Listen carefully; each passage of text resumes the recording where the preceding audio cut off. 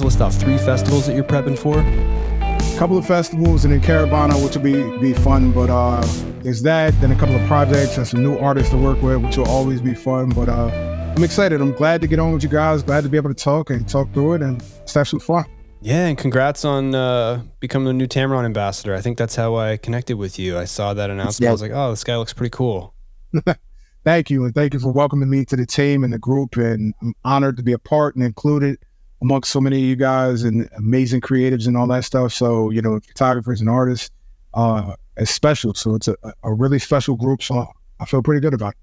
Yeah, man. How did you get involved in the creative industry? What's kind of your journey from start till now? So my backstory for me is I actually started out in journalism. So I came from the journalism side. A friend of mine had a medium-sized publication, a small to medium-sized publication.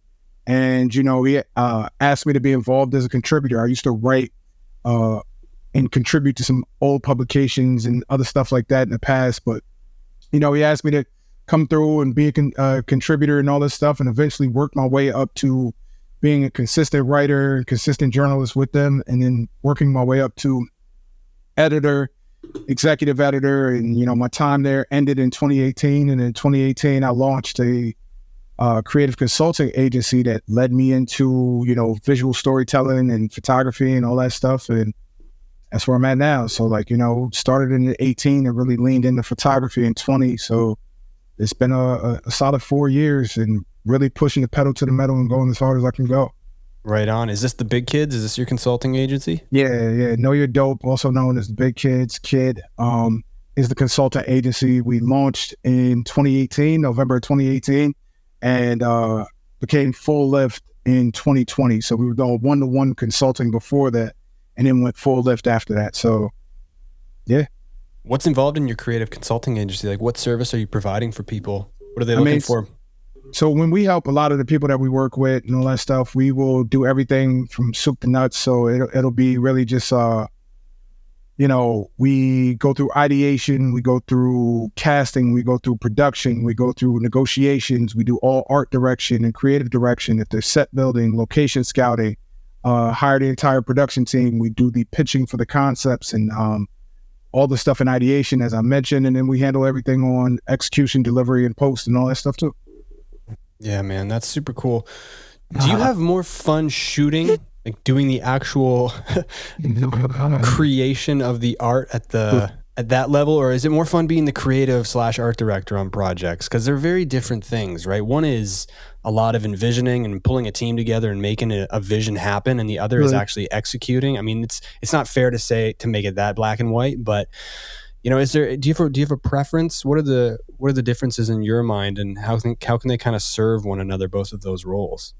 So, I mean, they both go hand in hand, and I think the most fun part about it, where I'm at with it right now, because still I'll be first camera or lead camera or cinema director of photography at certain moments when I'm guiding my videographers, or if there's a moment where I don't have a cinematographer on. So we're about medium size at like 14 people total. In majority of projects, I still lead visually.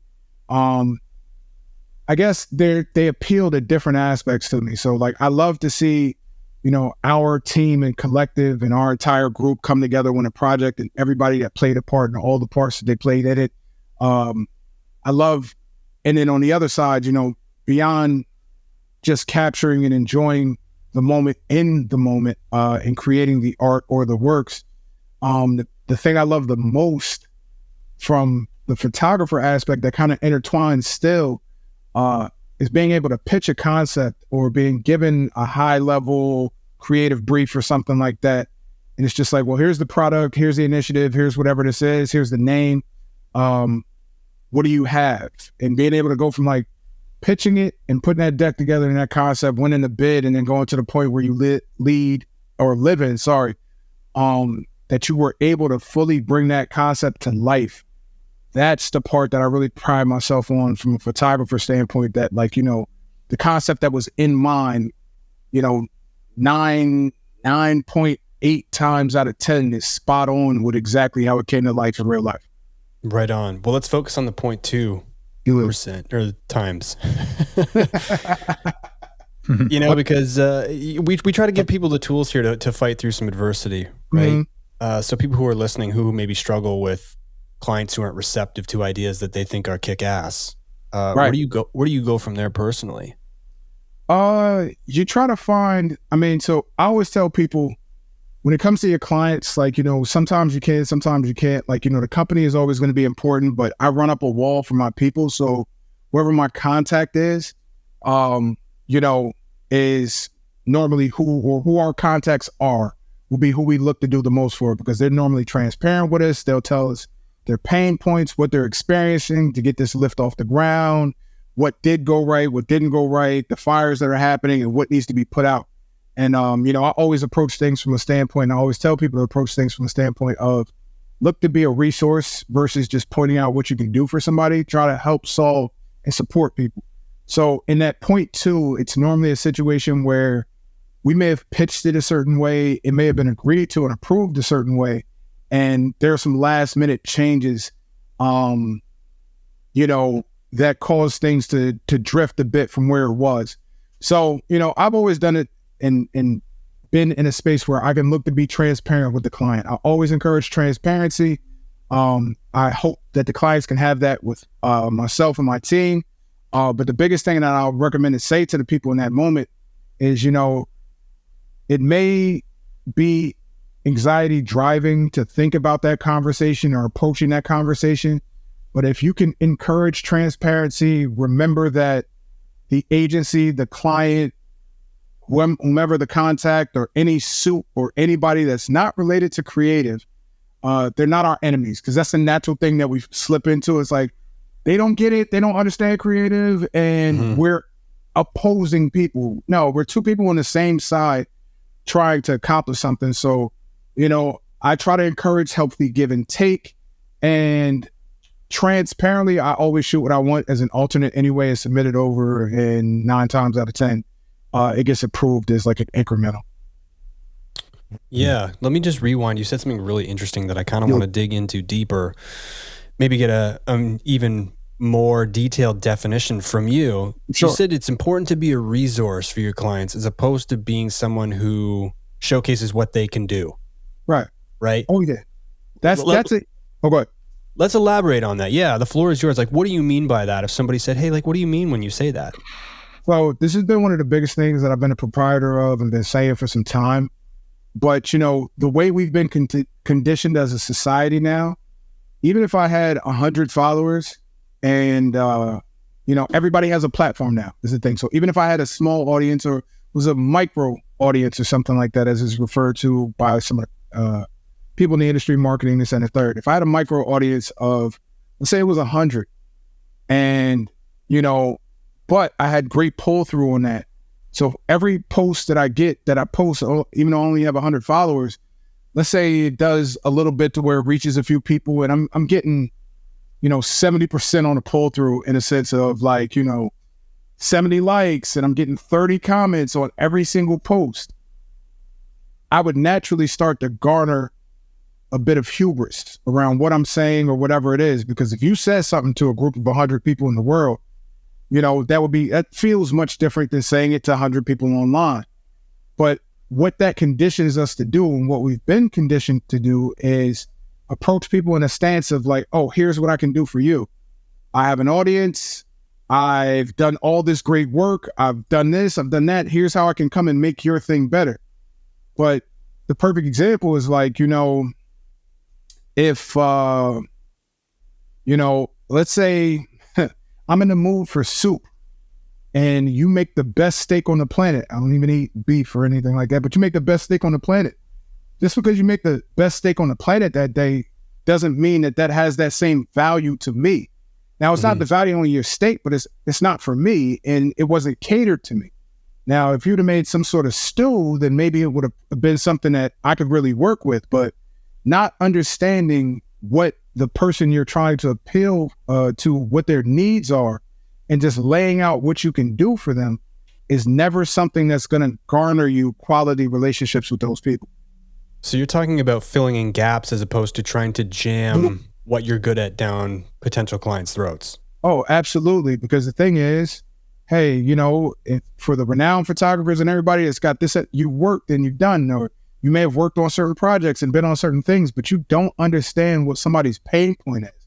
You don't understand what their problem is. So you may come in trying to say, well, I can give you the best photography and this and the third, and I do this and I do the best lifestyle photography in the world. I'm one of the best portrait photographers or whatever it is. And they may be trying to push the narrative in a motion standpoint, or they may be trying to do more immersive content or more immersive work or projects or things like that. Or they may have a different need, fresh faces and this and the third, or more detailed storytelling.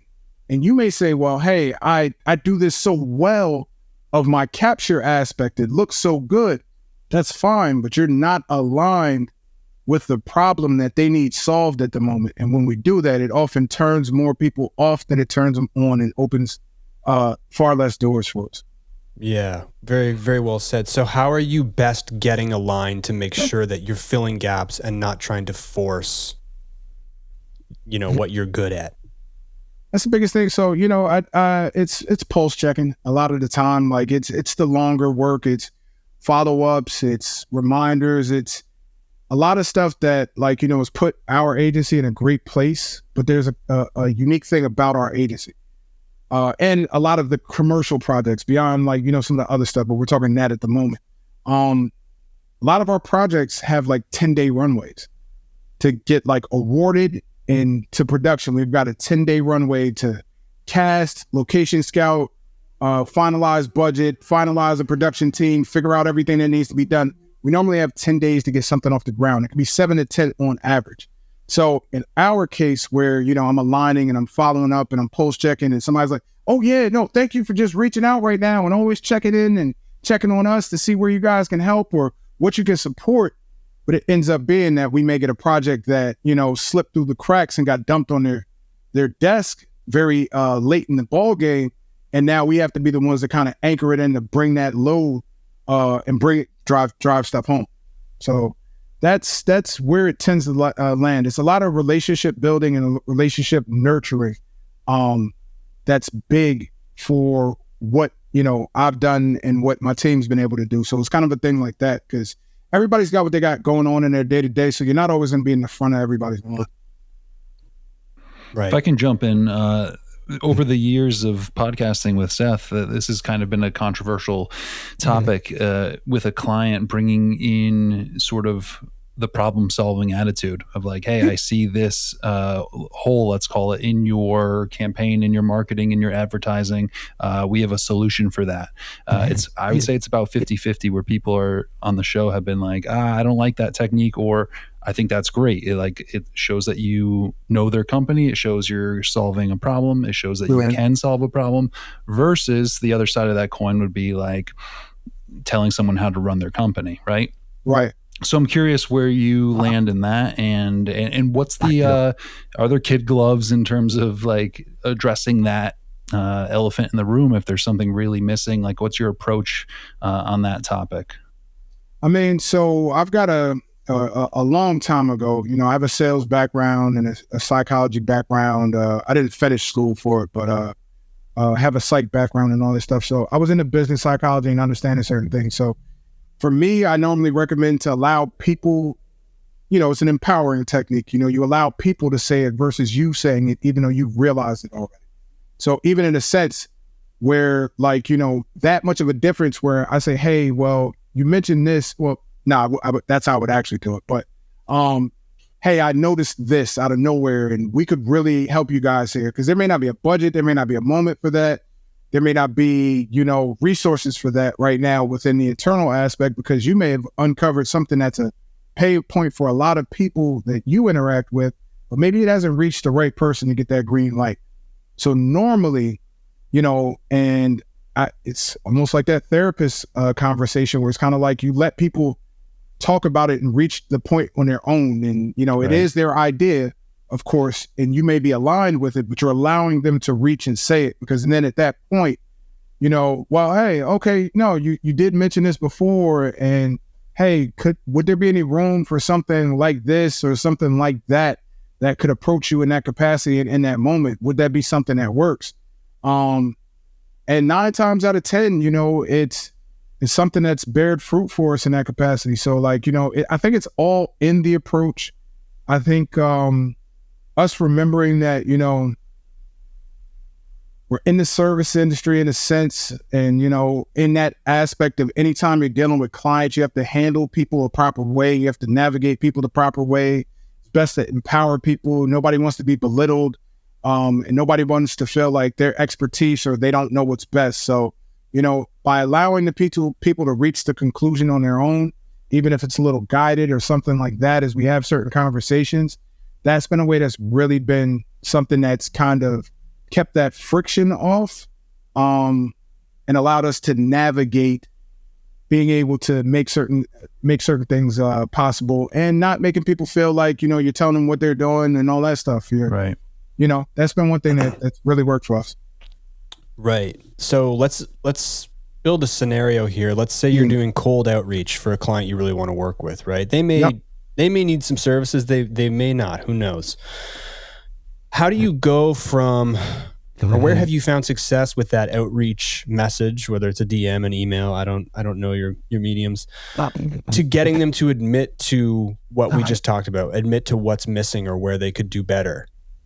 What's sort of your workflow in that sense? So normally it's an email. We'll typically send over a capabilities deck in that capacity. Sometimes it'll be tailored specifically to the client. Sometimes it'll align with their industry. Sometimes it'll show things that are similar to what they may be missing to kind of entice them. And then you never go for the close instantly. So I wouldn't, on my first email, reach out and say, hey, we can do this for you immediately right now. No, I'm looking to build a relationship because I don't want just a one project. I want to be a long-term resource for us to be a permit agency, to be an agency of record, to be a creative of record for them, to be able to support them for certain times. So like, I would initially start in that capacity. I would consider maybe even showing some things that I've done that would be similar or for a competitor that really worked really well, because that's normally easy way to get a brand to align when, the main person that they're looking against all the time, you've done good work with them. It's like a case study? Yeah, a bit of a case study for sure. And then also spec work always helps too. So right. Huge on that aspect to say if it's completely cold and maybe it's somebody we've never worked with in an industry or a niche that we've never worked with, we will heavily think about doing some spec work around something in that space to show them like, hey, this is what we do within this industry or could do within this industry. Here's what we could do for your brand, in that capacity, just to show them without even having to tell them like, oh yeah, this was something we did, really big fans of the brand. We've loved some of the initiatives that you guys have done, definitely doing the case study and the research to even speak to like, if there was a unique initiative that maybe could have been expanded on, or if there was like a limited product, like let's say it was a Pepsi or something like that only came out for a certain amount of time. It was like, oh, it seemed like it did really well and it had great traction. We remember it. We were super fan. Like something that shows that we're more invested in the actual brand and experience and all that stuff versus just trying to close a client. Those would be some of the things, and those are some of the things that we do. Right. And how are you finding most of these clients are measuring ROI? Is it strictly revenue made from campaigns you run, or how else in which other ways are companies measuring their return on a project working with you? I mean, so that would be, is that out of your scope? Is that like measured by a different agency internally with their business, or is that something that you're able to get the data on? If we've requested it in the past at a certain time, so I know different companies use different measures for it with how they go about it. You heard me say pull through a little bit before. So a lot of people will look to see how engagement is. I mean, it's funniest, simplest thing ever with all these platforms, but the first thing they'll look at is what was the engagement?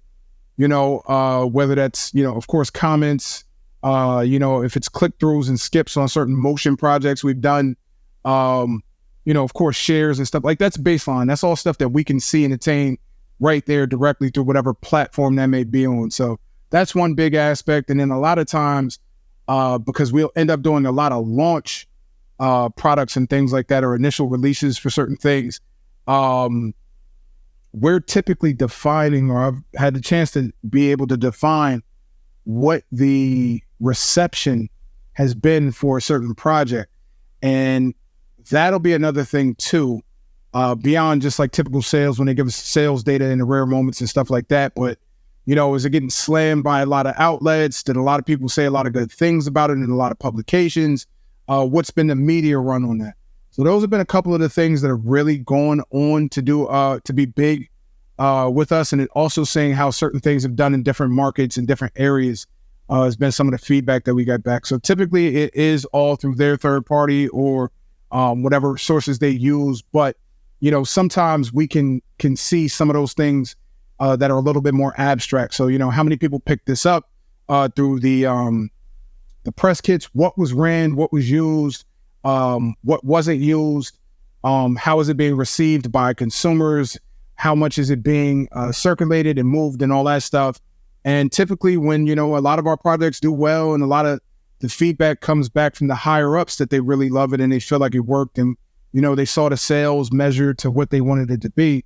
That's when we get a lot of the feedback when projects are fully wrapped or something's going down and it's about to go to sunset, when we tend to see some of that stuff. So I hope that answered that. Yeah, absolutely. Aaron, you want to hop in with anything? Yeah, just this might be a question for maybe years ago, and maybe you don't have to deal with this as much.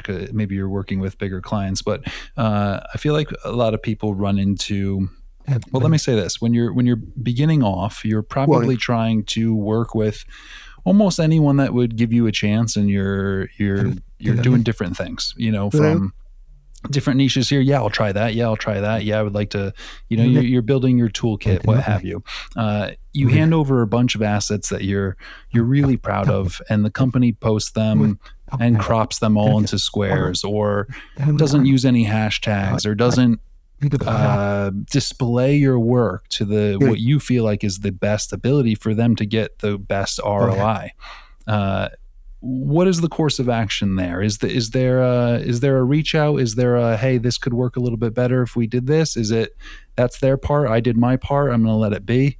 I'm just curious, those thoughts. I've run into that. I know there's listeners out there that have run into that, sort of the frustration between handing over what they feel is proud work and then seeing it sort of gashed and mashed on the internet.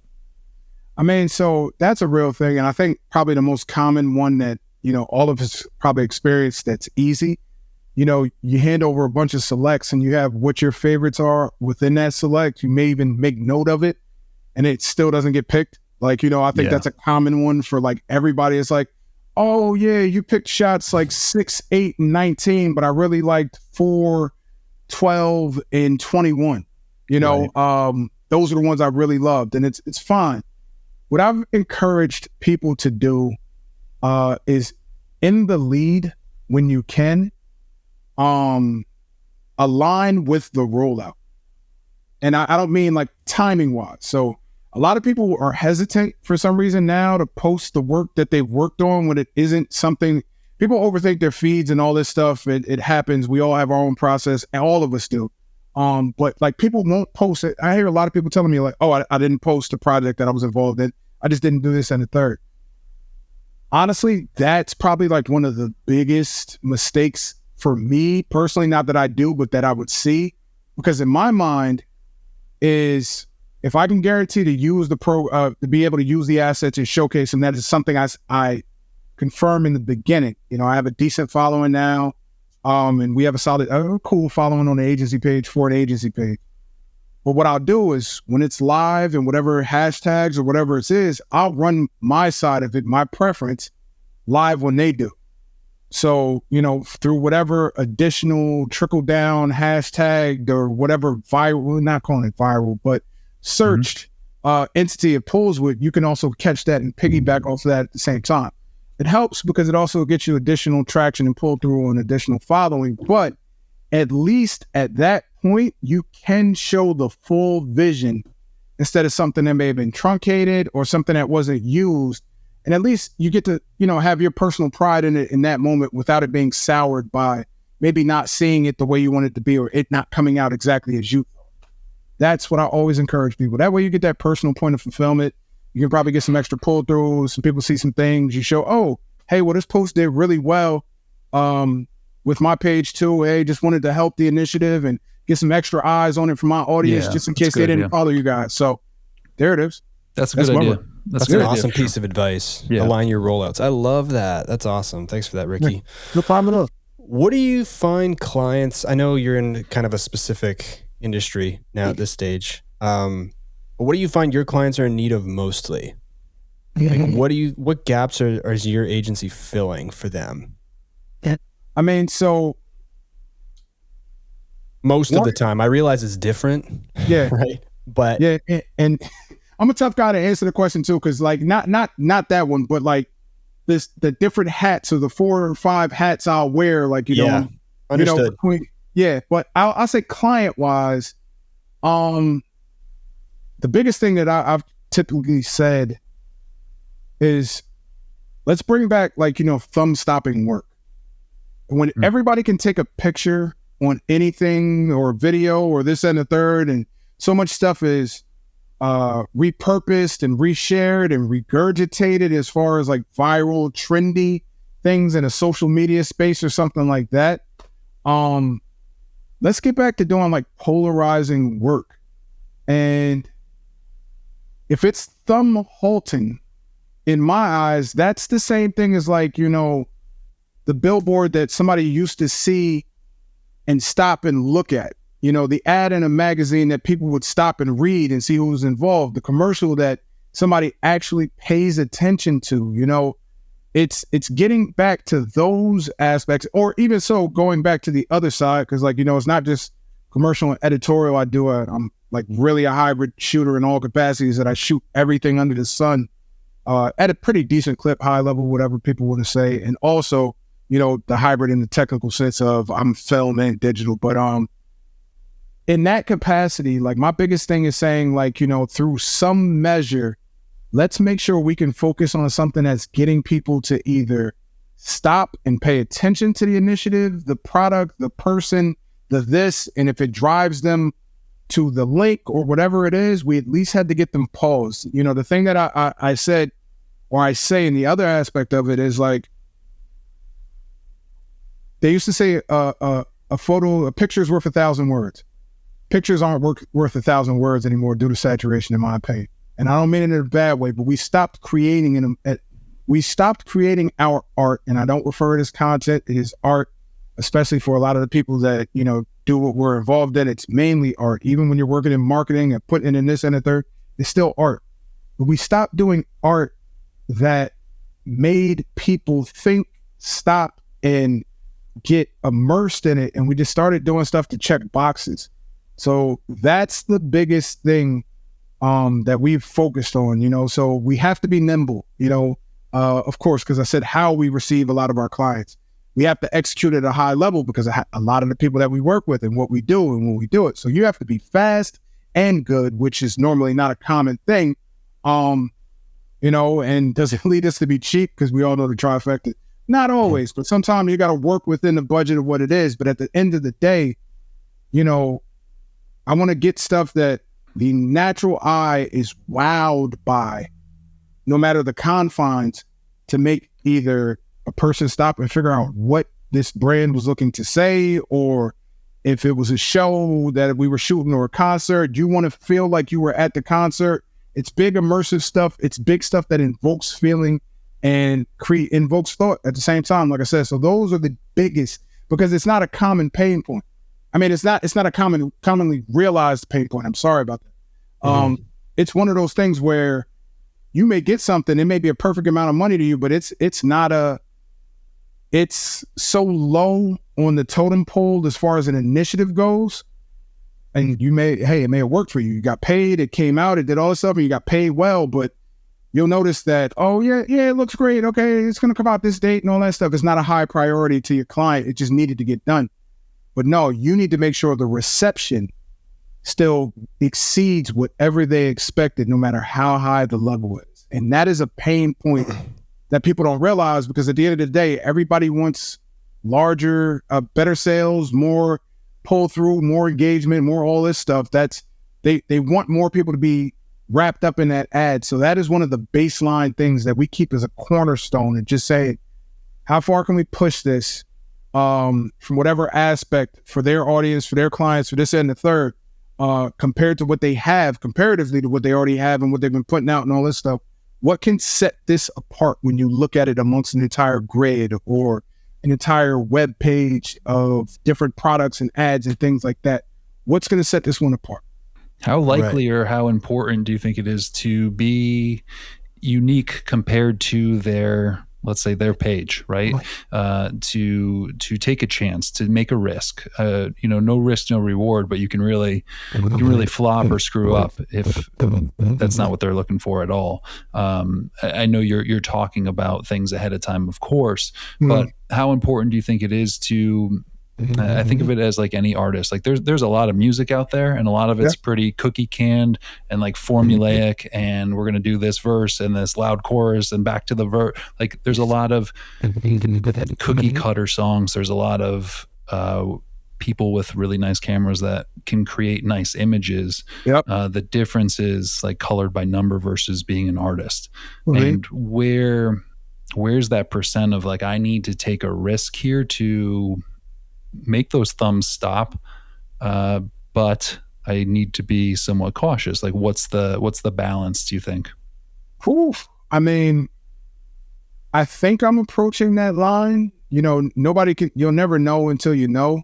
Right. But I think I'm approaching that line of where people are hiring me specifically for my style or our style or what we do and what we've been known to do. So speaking to that in the past, I would say, you can be, it can vary. You got to know your client in that capacity. And that's why I said, like, maybe approaching it as an extra add-on when you're really passionate about something, like, accomplish the goal and then add a slight addition and say, oh, hey, I know we asked for 25, selects, but I did shoot another 10 that I feel really strongly about, just in case you guys want to use it. I thought this was a pretty good perspective. And when I've approached it that way, it's been received very, very well. Of course, like, we have to put out concepts and pitch and all this stuff. I've been lucky enough that, a lot of the stuff that we've pitched on, we've tend to close once we get to that point. Like, we're not one of the people that loses out on bids, which, I thank God for all the time. But it's going to be also, because this is it. The other thing is like where I went back to being a resource, like, it's almost like, oh, he's contradicting himself. Like, no, I didn't say get in the door and then jump out the window. Like, no, I'm not telling you. Like, now that you got him, and now that you're stuck, now you got you. Nah, it's not one of those moments that you just do whatever you want now. It's kind of just like doing the research to understand who and what, and again, listening to those pain points when they're talking about it. Like, somebody will tell you, people tell you all the time, like, man, we need something to compete with. They're killing it right now. And also people have to gauge that market and the rest of the space to see what that's like. So like, a lot of moments I'll sit there and say, take the risk, but, make it a calculated risk, if that makes any sense. Like, don't just go full Dewey Cox. For anybody that's seen Dewey Cox, where he's I love that movie. It's a great movie, but don't go full avant-garde with it and just go crazy. Understand the balance between it, where it's just like, just make sure you understand that balance of saying, like, when to push it, when something makes sense, when to, be firm, when to be flexible, and when to know how to push something to what it can be. So like, I'm lucky enough to never have to be, never have worked on a project and had to do it in a way where it was like super vanilla and I hated it. And I'll say that may be part of the 0.2%. And I've never hated much of anything that we worked on. But I've done certain things different if we had more of this. But I'm always somebody that looks to say, well, how much can we do with this? And this is where I say, for me, that was a choice and that was intentional. So I didn't speak to this here, but going to move towards the agency side and have a collective or be a part of a collective and create my own collective and my own team and having a larger group gave me more autonomy over things. Mm-hmm. So where compared to me getting hired as an individual photographer, which I still get hired as an individual photographer and I'm fine for, I take plenty of projects that way, where somebody may come in and say, well, this is the exact way that we want it and this is what you have to do. It's like, all right, that's cool. And, you know, I know what liberties I can kind of take in that moment or when I can, or I'll ask the talent, if we're working with talent, hey, I need you to trust me on this because we're about to try something a little weird, but I think it'll work out. And normally once, you know, we all talk about like, you know, directing our talent, the people we're in front with, whether we're shooting portraits or lifestyle or editorial, couture, any of that stuff, you know, we want to get those people loosened up in that moment. And when we do, we normally create something beautiful. It's almost the same thing with the client. It's like, you know, hey, gave you everything you asked for. Like I said, here's that little bit of extra. And that extra, here's what I was going for. If there's any way for you guys to slip it in or make it work, love to have it involved. If we need to talk an additional incremental, let's figure that out. But I really feel strong about these. And, you know, that normally opens up the conversations where people say, okay, well, you know, when we get something where you can have, like, you know, let's just for shorter term say you can have more say in it, we'll bring you along and we'll try to elevate and go from there. So, you know. Yeah, and I love that. It's a nice gamble in a sense. Like, let's make sure we got the X, Y, and Z that they wanted. But I'm going to throw in the one. And maybe they'll pay for the 2, 3, right? Like, you know, while I was doing what you wanted, I got that done. I had this crazy idea. It was messy. It was this, it was that, whatever. But we did it. Here's a few examples. Maybe we can do this some other time and like put more effort into it or more budget into it or resources or what have you. But here's the concept. That's a nice way to go above and beyond. Like we always talk about promising 25 and always hand 30, 35, like do a little extra. There's nothing wrong with that. And usually if you have the photos, of course, like what are you going to do with them? You're going to hold them ransom? Like, yeah, make the client love you. But that's a nice way to separate that. Like, hey, we did the 25 you wanted. The extra 10 are like a little bit far-fetched, but just an idea I had. And they might go like, oh, I love that. Like, let's book another project. I want to do 25 of those. Right.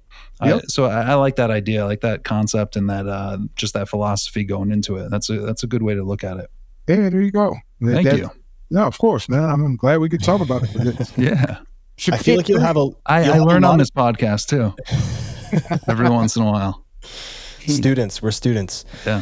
I feel like you'll have some people listening who are just begging at this point for you to say, okay, we've talked about thumb stopping art, photos, videos, what have you, or pattern interruptive to be synonymous with that. And they're going, okay, well, what are the elements of thumb stopping artwork? And so here I am asking you if there are any in your mind, or is that question completely contradictive because it's the originality and the uniqueness that is the thumb stopper? What do you think about that? So that's where things can get very interesting. You know, it could be thumb stopping just because it's different than everything we see. Like if I saw nothing but color all day and I saw one black and white photo, I may pay more attention to that black and white photo just because it was black and white. You know, it may not be as polarizing as saying, oh, it's drastically better than everything else that I've seen that day. But where I look at it personally is without hubris, you know, and I tell people to do this without hubris, try to remove ego from this. Make work that wows you. And I've been big on, everybody starts out, I think everybody starts out in this capacity, especially when you're shooting things that you have to give to other people in any capacity. Like, even if you're a wedding photographer or vet photographer or something like that, or you shoot models and all this stuff and you have to give it back to the model. And it's like, well, I'm not in love with this photo, but they may really like it, and I understand it, and art is subjective, so I get it. Now, screw that at this point. If you don't love it, don't put it up. And I'm not saying continuously work on it till you love it, but if you love it, other people are going to love it as much. I can guarantee that in this world now. Like, you're going to be hard pressed to be passionate about something and be adamant about it and run up a wall about this thing and feel so great about it and it not be infectious in that capacity. Like, so when it's that, you know, I try to tell people, like, you know, dynamic photography, and, you know, it's one of those buzzwords that kind of got tossed around a couple years ago and nobody knew what it was anyway. Like what the hell is dynamic photography? Like, oh yeah, it's dynamic. And no, but like, you know, when you look at something like, you know, create a pose, create a composition, create a feeling, invoke a feeling. That's one of the easiest things to do. Create stuff that invokes a feeling. Like, you know, I know I said feeling and thought earlier and saying how that's important. If I wanted to say one of the easiest ways to do it is put out something that's intended to create or some sort of emotion or thought, at least. Like, emotion for sure, thoughts like bare minimum, because then it's like, well, what do you want them to think? Because nobody's going to think the same thing. But if you want somebody, something to feel powerful, to feel epic, for somebody to feel happy, to feel sad, translate that visually, tie that and incorporate it in some capacity into the shot, whether it's fully in the forefront or something that's tucked into the DNA of it. But if you lean into the photo aligning with an emotion, I guarantee it's typically, in most cases, going to be thumb stopping, thumb halting, polarized. Got it. Very well said. Thank you, guys. Let me ask you about this. I think one of the things I love the most when I discovered your page and some of your work is the amount of behind the scenes that's incorporated. I feel like you're somebody who really shares behind the scenes incredibly well, and it gets incredible.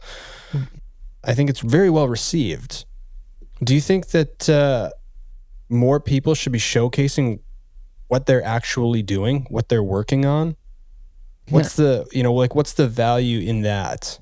Well, I mean, for me, in my personal experiences, we would refer to them as, like, you know, the old heads or the OGs before me and stuff, just being transparent and saying it that way. We didn't have a lot of people that took us under the wing. You know, I can't think of the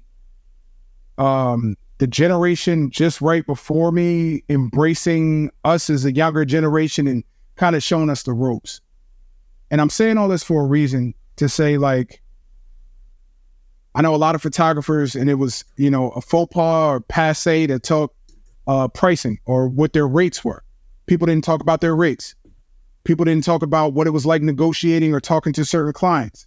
People didn't talk about the redlining of contracts and sending things back. People don't talk about how they negotiate and do certain things, or, you know, you have more of a community now. But our village, I believe, like, you know, the life is a village and all this stuff. The village of photography and creatives only becomes stronger the more we give that peek behind the veil, or the more we pull back that curtain. So if I can put my settings on every single post that I shoot digitally to tell you what gear I shot it on and what my settings were, and, you know, my f-stop, my ISO, you know, my shutter speed and all this stuff, like, you know, if I can tell you that on every shot, I can only empower you to get stronger. If I can show you how I brought this to life, I can only empower you to get stronger. The goal in life of every group of people here is to make it better for the next group of people that are here after us. It's not just about, you know, attaining and hoarding and capturing and holding on to as much as we can in the moment now. It's about making spaces in the world better for everybody after us. And the best way we can do that is that transparency of BTS. What was it like shooting? This is what the contract, this is what this looks like. This is how you build a deck. This is how we have these conversations, and doing it selflessly versus being a person that does it to attain or get something or garner something. I think that's always what I'm going to do. That's always what I'm going to speak to. And that's why my DMs are always open. Anybody reaches out to me, I will answer any question anybody asks me related to this space or how to navigate it. I have this same conversation through voice notes with somebody without hesitation. Right on. That's awesome. Thank you, guys. Let me ask you what was one of the first hires in your agency? What role were you looking to fill right off the bat to stop wearing a million different hats? Well, so our agency is structured this way where I'm the founder and managing partner, but at the moment there are 2 other partners. We had some more at the time. They stepped away to do some other things at the moment, but they still support through certain capacities. But it's 3 of us total now. There was 5 initially, 4 now. So it was always us that started it. So I came back and went from saying I own 100% of the company, and I gave equity to these, my other partners because they had helped so much in that first year of 1-to-1. But after that, what we needed was, of course, when you're smaller, you got to be a multi-purpose tool. And I know you guys know what that experience is like. You end up becoming, you're the production manager, you're the, person doing copy, you're doing your legal briefs, your marketing manager, you're doing all this. You end up being your sales lead. You end up doing all those stuff. So one of the first things we did was, of course, we needed an admin. And around that time, we also brought in PAs. First thing we brought in PAs, and PAs that didn't just want to be PAs, people that shot, because that's another thing that I say too. Everybody wants to get the ideal job, ideal role of capturing on a production or on a project as their first role. And that's not really the thing. You have to get your foot in the door as the industry. And also that way you can guide others to do the job you need. So then from there, we started to bring in people and they would do, grip work, or they would do gaffing, because I teach everybody around me gaffing because apparently now I'm known for lighting or something like that. So the biggest thing I teach people was how to manipulate and accomplish light. So those were a couple of the things that we brought in. Those are the first hires and some of the first contractors, and also good stylists, good makeup artists are people that we keep very close in some of the early things that we brought in. So admin and production hands, to be honest, those are the first couple of things. Got it. Yeah. So these people who have worked for you in the past or currently, what's one quality, simple or complex, that, impresses you most or instills confidence in that individual for you? So some people say the best ability is availability. And I'm like, sometimes. I love to see people that are engaged and are intentional, and also invested. So that's a hard one to look for, but it's even when somebody, works at a 9-to-5 and it's well, how invested are you in the job? Do you do a good job, but you can give 2 damns about the company? Or are you in this from a personal standpoint of this can benefit your goals, you want to help to the vision, those things like that, and you have aspirations, and you want to be involved in some fun stuff and some solid stuff. If, you find yourself to be one of those people, that's what stands out to me and the other guys the most. It's I was saying it the other day, are you the person that, and we end up paying out more for PAs than typical union and standard industry contractor rates too, which is interesting, or individual freelance rates. But, for X amount of dollars that I'm paying for a full day, when it's downtime, are you in your phone consistently, or are you eagerly watching the set, even if you don't have much to do?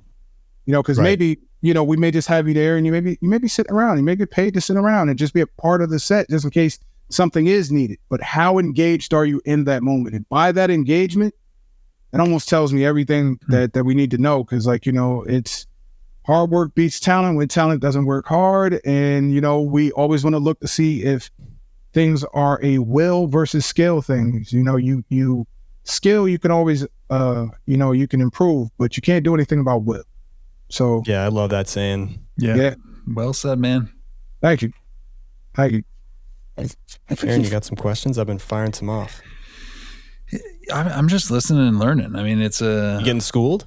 Yeah. I'm going to school here. I like it. It's nice to hear someone, someone confident in their craft and just kind of like preaching. He's been around and done some things and has the experience and can verbally explain it, which is a talent on its own. So I could see how your pitches and your client talks and meetings and Zoom calls go pretty well. There's definitely a confidence behind the voice and the tone and the knowledge. I appreciate that, man. Thank you. Thank you. So keep that up. In terms of questions, I don't know. I'm just listening. Seth, you're doing a great job. I guess I would say, if I'm listening to this whole thing, let me ask you this simple question. Is it still the passion? Is it still as fun as it was? I don't know when you started, but in the beginning. So that's where I mentioned the multiple hats.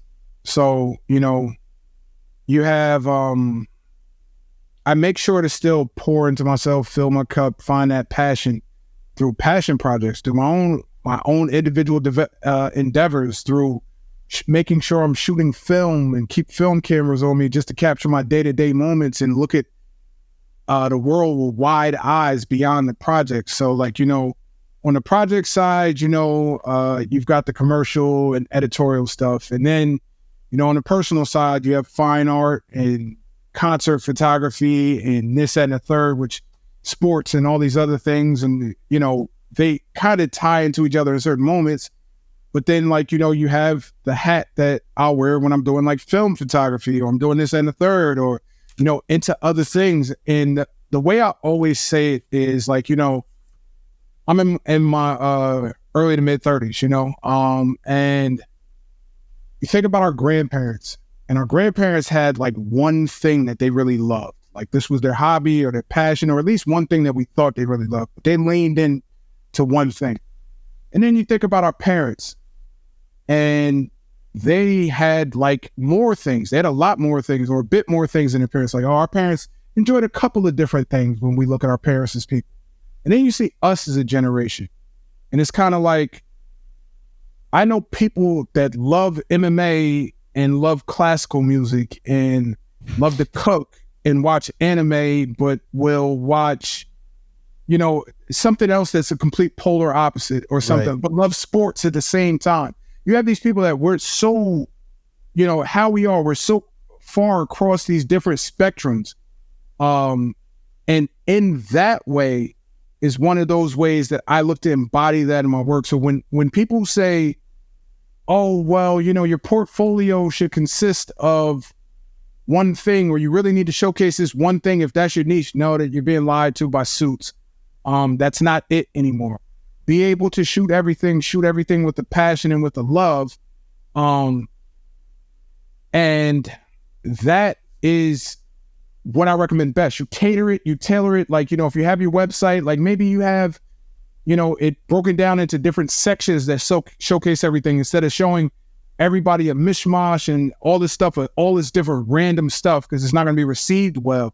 They used to say when you apply for a job, you have a specific resume for that job and industry that it's in. Why wouldn't you showcase your work the same way? Why limit yourself if you like all these other different styles of photography? Why allow somebody else to tell you what style of photographer you are? And if you can feed your creativity, your soul, your spirit through those moments and balancing those things out, I think it's very easy to stay up and feel fulfilled in doing this. Awesome. Yeah, you've had a couple mic drops here, Ricky. Yeah. Well, this has been, my head hurts, which is a good sign. It means I've learned a ton. Let's leave with this. If you could offer yourself, your former self, one piece of advice, what would it be? Ooh. Take a minute if you need to. No, I think I know what it is. Quit trying to be digestible. And everybody talks about shrinking themselves. I'm 6'6". I'm a tall guy in stature, so not even physically. That's the first time I'm beat. I got beat. Nice. 6'5". No one's beat me. There you go. I love to hear it. So like, just stop looking to make sure like, trimming yourself or shrinking yourself to make sure you can be received. Trust that the people that are destined to get it and to understand you are going to understand you, understand your vision, understand your passion, understand your work, understand your direction. And, you'll bear more fruit and trees with better roots with those people than those that, in a sense, just tolerate you. And I give that to everybody. Right. That's great dating advice, I would say. It applies in a lot of spaces. It applies in a lot of spaces. It does. We're always so careful not to offend or be different or, and I think that keeps us all in that same box, all the thumb flipping through versus the thumb stopper. And someone might not be crazy about you, the real you, but you've learned that pretty quickly. And that's fine. And we can all move on. Or they might be crazy about the real you. And now you've got a really good relationship going, whether it's client, photographer, whether it's relationship, either way. So awesome advice. Oh, thank you. Well, Ricky, this has been a pleasure. It's been a pleasure talking to you. Really appreciate your time. I know our listeners do as well. So you're welcome back on anytime. And links to Ricky's stuff can be found in the episode description, regardless of where you're watching. Be sure to go subscribe on YouTube so you can see Ricky's great lighting setup. We can't see him on the monitor, but I'm sure it's great because this man's quality of work is exceptional. But seriously, man, really appreciate it. I know you got a busy week coming up or next couple of weeks, so we're just super appreciative you found the time today. No, thank you guys. I appreciate you for having me on and having such a great conversation and welcoming me and everything under the sun. It's truly been a pleasure. All right, gents. Till next time. Thank you.